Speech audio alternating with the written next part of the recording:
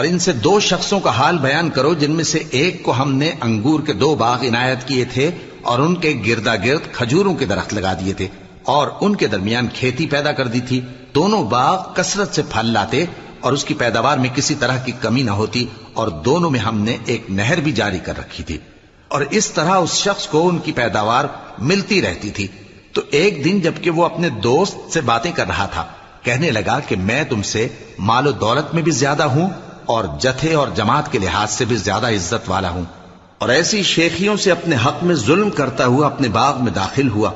کہنے لگا کہ میں نہیں خیال کرتا کہ یہ باغ کبھی تباہ ہو اور نہ خیال کرتا ہوں کہ قیامت برپا ہو،